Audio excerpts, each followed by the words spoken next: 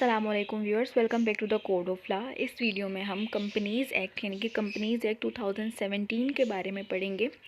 तो बिना देर के जो हम इसको पढ़ना स्टार्ट करते हैं। सबसे पहले हम इसका इंट्रोडक्शन पढ़ते हैं कि एक जो बिल पास हुआ था जो कि नेशनल असेंबली ने पास किया था। ठीक है, अब ये बताता है कि आप as passed by the national assembly a bill to reform and reenact the law relating to the companies. ठीक है, रिफॉर्म करने के लिए, सुधारने के लिए दोबारा से री इनेक्ट किया गया एक लॉ कंपनीज से related and for matters connected therewith, और कंपनीज से जुड़े हुए जितने भी मैटर्स होंगे उनको डील करने के लिए।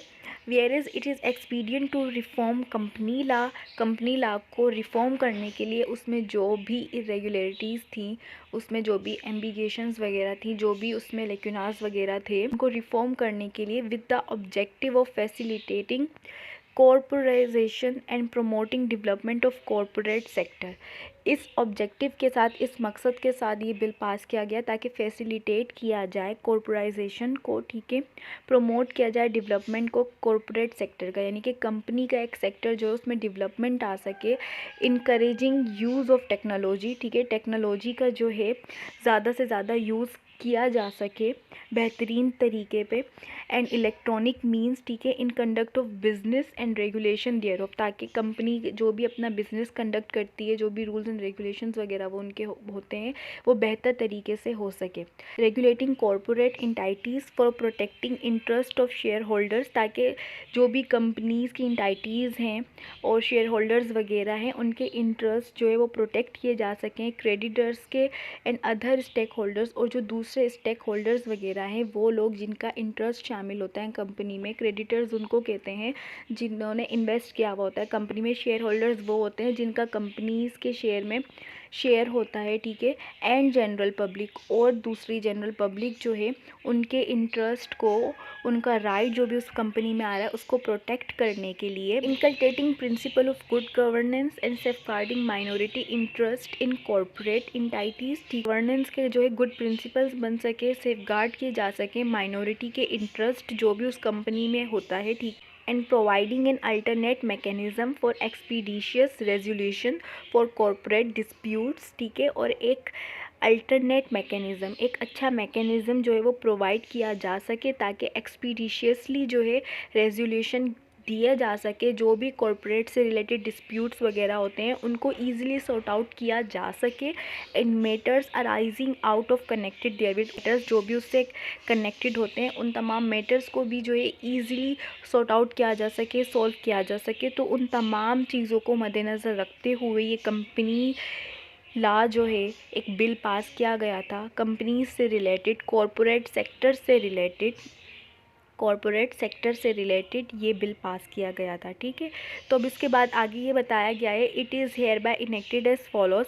अब इसका जो पार्ट 1 है, जो प्रिलिमिनरी पार्ट है, वो इसका शॉर्ट टाइटल, इसकी एक्सटेंट, इसकी कमेंसमेंट से डील करता है। ये जो है बिल वो कहलाता है this act may be called the companies act 2017। इसका नाम कंपनीज़ एक्ट 2017 है।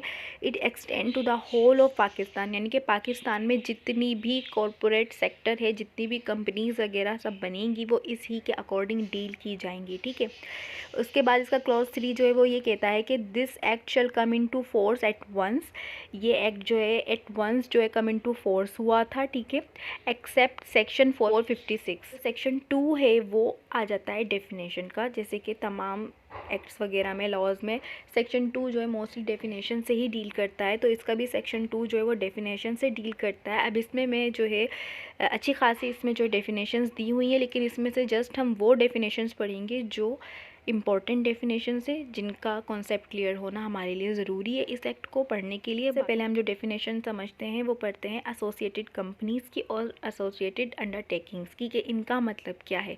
अब एसोसिएटेड कंपनीज़ और एसोसिएटेड अंडरटेकिंग्स का मतलब ये होता है कि मीन्स एनी 2 और मोर कंपनीज़ और अंडरटेकिंग, कोई भी ऐसी 2 या उससे ज़्यादा कंपनीज़ और अंडरटेकिंग्स और a company and undertaking interconnected with each other in the following manner, जो एक दूसरे से 2 और उससे ज़्यादा कंपनीज़ एक दूसरे से जुड़ी हुई हों, एक साथ मिलके काम कर रही हों, उसको हम एसोसिएटेड कंपनीज़ या एसोसिएटेड अंडरटेकिंग्स कहते हैं। जैसे कि एसोसिएशन मिलकर सारे काम कर रहे हो और किस तरीके से काम कर रहे हो वो तरीका अभी हमें जो नीचे बताया है कि अगर ये चीज़ें फॉलो की जा रही होंगी तो वो सारी जो है एसोसिएटेड कंपनीज़ की डेफिनेशन में फॉल करेंगी। अब जो इसका क्लॉज ए है वो हमें ये बताता है कि if a person who is owner और पार्टनर और डायरेक्टर ऑफ अ कंपनी, अगर कोई एक पर्सन ओनर है, पार्टनर है या डायरेक्टर है किसी कंपनी का या किसी अंडरटेकिंग का, डायरेक्टली या इनडायरेक्टली जो है वो होल्ड करता हो, कंट्रोल करता हो या उसके शेयर हों कंपनी में नॉट लेस देन 20% या उसके पास वोटिंग पावर हो उस कंपनी के अंदर या उस अंडरटेकिंग में, तो वो क्या होगा। अगर क्योंकि हम एसोसिएटेड कंपनीज़ के बारे में पढ़ रहे हैं तो ये कह रहा है कि अगर वो किसी एक कंपनी का ओनर है, पार्टनर है, डायरेक्टर है या उसके पास वोटिंग पावर है या उसके शेयर्स हैं जो कि 20% से कम नहीं है, तो वो आल्सो द ओनर और partner director of another company. यहाँ पर सिर्फ ये बात समझने की है, ठीक है, एक ये लाइन और ये लाइन, ठीक है, इसमें जो है हमारी ये डेफिनेशन क्लियर होती है। ये कह रहा है कि अगर कोई पर्सन किसी एक कंपनी का ओनर है, पार्टनर है, डायरेक्टर है, ठीक है, तो वो दूसरी जो कंपनी है उसका भी ओनर, पार्टनर, डायरेक्टर होगा, ठीक है। तो ये एसोसिएटेड कंपनीज़ का एक तरीक़ाकार होता है कि अगर आप ए कंपनी के ओनर, डायरेक्टर, पार्टनर जो भी हो, ठीक है, तो और बी कंपनी जो है वो आपसे लिंक्ड है, आपसे जुड़ी हुई है, एसोसिएटेड है, तो आप जो है ऑटोमेटिकली बी कंपनी के भी ओनर, डायरेक्टर, पार्टनर होंगे। और इसके बाद बी क्लॉज जो है वो ये कहता है कि इफ़ द कंपनीज और undertaking are under common management control और one is subsidiary of another, कि अगर कंपनीज़ जो हैं, यानी कि बताया गया है ना कि 2 से या उससे ज़्यादा कंपनीज़ एक साथ मिलकर काम कर रही हों, तो अब ये कह रहा है कि उन तमाम कंपनीज़ की जो मैनेजमेंट का सिस्टम है वो कॉमन हो, ठीक है, कंट्रोल मतलब वो एक दूसरे को कर सकती हो, या फिर एक दूसरी जो कंपनी है वो सब्सिडायरी हो अनदर की। सब्सिडायरी यानी कि सब्सटीट्यूटेड, उसको कंपनी को कोई और कंपनी चला रही हो, होल्ड करती हो उसके बिज़नेस वगैरह को, तो वो सब्सिडायरी कहलाते हैं, ठीक है। सब्सिडायरी को डिटेल में हम आगे पढ़ेंगे। तो वो, या फिर इसका जो सी क्लॉज है वो ये कहता है कि if the undertaking is a मुदारबा मैनेज्ड बाय द कंपनी, यानी कि अगर जो अंडरटेकिंग है उसका जो मैनेजमेंट का सिस्टम है वो मुदारबा पे जो है बेस करता हो।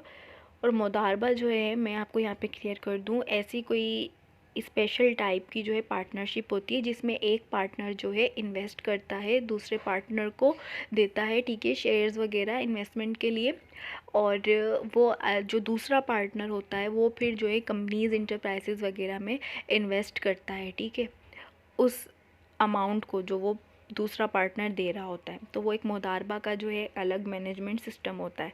उसके बाद ये बताया गया है कि and a person who is the owner और partner director in company undertaking, कोई भी ऐसा पर्सन जो ओनर हो, पार्टनर हो, डायरेक्टर हो कंपनी या अंडरटेकिंग का, और हु होल्ड्स और control shares carrying not less than 10% of the voting power in company और अंडरटेकिंग, या फिर उसका होल्ड हो कंपनी में या उसके 10% उसके पास शेयर हो या उसके पास वोटिंग पावर हो कंपनी का, ठीक है, 10% से कम नहीं होना चाहिए। Shall be deem to be an associated person, तो उस पर्सन को एसोसिएटेड पर्सन समझा जाएगा of every such other person and of the person who is the owner और partner of a director in such other company undertaking और who so hold और control such shares in such company और undertaking. ये बताया गया है कि या फिर कोई भी ऐसा पर्सन जिसके 10% से कम शेयर्स ना हो, वोटिंग पावर वो होल्ड कर सकता हो, तो वो पर्सन भी जो है एसोसिएटेड पर्सन समझा जाएगा उस कंपनी में, यानी कि उसके पास भी सेम पावर है वो।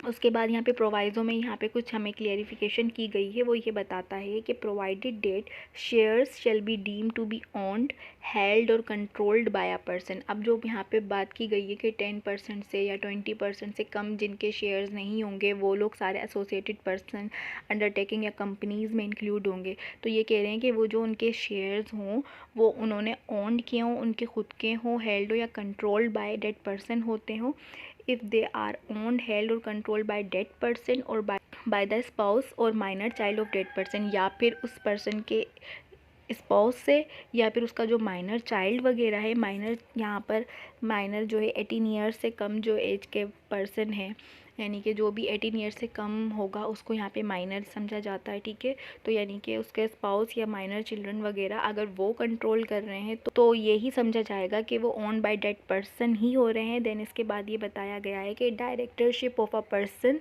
और person by virtue of nomination by concern minister in charge of federal government के भाई डायरेक्टरशिप है किसी, अगर वो पर्सन का डायरेक्टर, यानी कि जैसे ऊपर बताया गया है कि वो डायरेक्टर भी हो सकता है कंपनी का। तो ये बताया गया है कि डायरेक्टरशिप ऑफ पर्सन, कि उस पर्सन की डायरेक्टरशिप एक भी हो सकते हैं, इससे ज़्यादा भी डायरेक्टर हो सकते हैं कंपनी के, by virtue of nomination by concern minister in charge of the federal government, जो हमारा फेडरल गवर्नमेंट का मिनिस्टर इन चार्ज है उससे कंसर्न करने के बाद नॉमिनेशन हुई हो उसकी, एज द केस में भी अब और अगर फेडरल गवर्नमेंट नहीं है तो प्रोविंशियल गवर्नमेंट, ठीक है, या फिर फाइनेंशियल इंस्टीट्यूशन ने डायरेक्टली इनडायरेक्टली जो है ऑन किया हो, या फिर नेशनल इन्वेस्टमेंट ट्रस्ट है या गवर्नमेंट है वो डायरेक्टली इनडायरेक्टली ऑन करती हो या कंट्रोल करती हो, ठीक है, तो ये लोग भी इंक्लूडेड होंगे। और इसके बाद इसका थर्ड में बताया गया कि directorship of a person appointed as an independent director, या फिर अगर डायरेक्टरशिप जो है किसी पर्सन की अपॉइंटेड की गई हो एज एन इंडिपेंडेंट डायरेक्टर। अब जो ऊपर वाले जो डायरेक्टरशिप बताई गई थी उनको तो अपॉइंट किया गया था, नॉमिनेट किया गया था बाय द गवर्नमेंट, ठीक है, गवर्नमेंट इन्वॉल्व थी। यहाँ पर इंडिपेंडेंट डायरेक्टर की बात हो रही है जिसको किसी ने अपॉइंट गवर्नमेंट सेक्टर ने नहीं किया, ठीक है। उसके बाद यह बात बताया गया कि shares owned by the national investment trust, जो हमारा नेशनल इन्वेस्टमेंट ट्रस्ट है उनके शेयर्स, ठीक है, और अ फाइनेंशियल इंस्टीट्यूशन, यानी कि कोई भी बैंक वगैरह जो है फाइनेंशियल इंस्टीट्यूशन में इंक्लूड होते हैं। तो जैसे कि बैंक हो गए डायरेक्टली या इनडायरेक्टली ऑन करते हो या कंट्रोल करते हो, या फिर control by the federal government हो या प्रोविंशियल गवर्नमेंट हो, ठीक है, तो वो तमाम शेयर्स भी, या shares registered in the name of central depository, या फिर वो शेयर्स जो कि सेंट्रल डिपॉजिटरी के नाम पर रजिस्टर किए गए हो। सेंट्रल डिपॉजिटरी क्या है ये हम आगे डिटेल में पढ़ेंगे। और वो शेयर जो है बेनिफिशियली जो है ऑन सेंट्रल डिपॉजिटरी ना करती हो, ठीक है, तो वो तमाम शेयर्स भी shall not be taken into account for determining the status of the company. इन तमाम शेयर्स को status of the company determine करने के लिए टेकन इनटू अकाउंट नहीं किया जाएगा, इनको कंसिडर नहीं किया जाएगा, ठीक है। इनके अलावा, ठीक है, इन शेयर्स के अलावा अगर किसी और पर्सन के पास कोई शेयर है तो वो फिर एसोसिएटेड पर्सन कहलाएगा। अंडरटेकिंग और person as an associated company, associated undertaking और एसोसिएटेड पर्सन। अब इन शॉर्ट में आपको ये समझाऊं तो ये कहना चाह रहा है कि भाई इन तमाम गवर्नमेंट के शेयर्स के अलावा अगर किसी पर्सन का खुद का इंडिपेंडेंटली कोई शेयर है, वो खुद ऑन करता हो, उसका स्पोज ऑन करता हो, उसके माइनर चिल्ड्रन ऑन करते हो, या उसकी इंडिपेंडेंट डायरेक्टरशिप हो, ठीक है, तो वो पर्सन्स या वो पर्सन है या पर्सन्स हैं, ठीक है, वो सारे जो है फिर इंक्लूड होंगे associated person, associated undertaking, associated companies में। और वो शेयर्स जिनमें गवर्नमेंट की इन्वॉल्वमेंट हो फिर वो इंक्लूड नहीं होंगे, उनको हम जो है यानी कि गवर्नमेंट का कोई भी सेक्टर है हम उसको एसोसिएटेड कंपनीज़ या एसोसिएटेड अंडरटेकिंग में कंसिडर नहीं करेंगे, ठीक है। तो आई होप कि आपको जो है ये समझ में आ गया होगा एसोसिएटेड कंपनीज़ और एसोसिएटेड अंडरटेकिंग का मीनिंग क्या है। तो वीडियो काफ़ी लंबी हो गई है, इंशाल्लाह नेक्स्ट वीडियो में हम इसकी फ़र्दर जो है डेफिनेशंस वगैरह कवर करेंगे। जब तक के लिए अल्लाह हाफिज़।